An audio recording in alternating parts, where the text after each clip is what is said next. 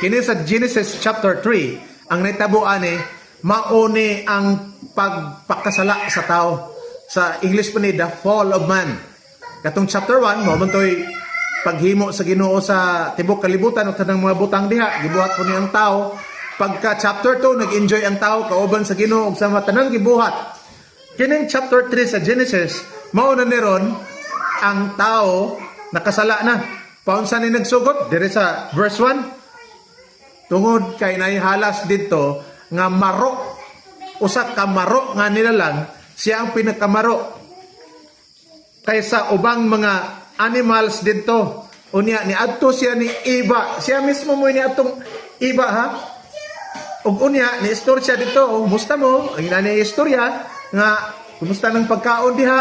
Naabay gibawal? Kinsa yang gistoryahan kining bae. Ngano ka si Eva man iyang gistoryahan, di man si Adan.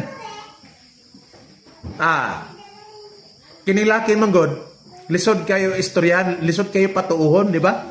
Kining babae mo atubang diretso.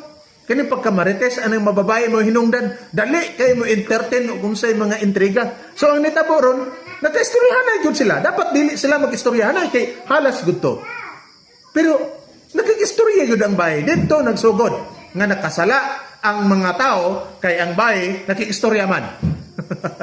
Matagpasak kong amigo sa una, kining babae, basta maminaw lang, mauyab jud.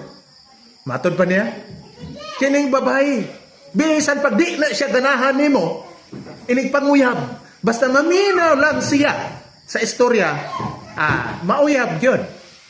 Kaya nga naman, kini mga lalaki daghan mo kainig bot-bot nga ikastorya. Di kini mga babae matud pa.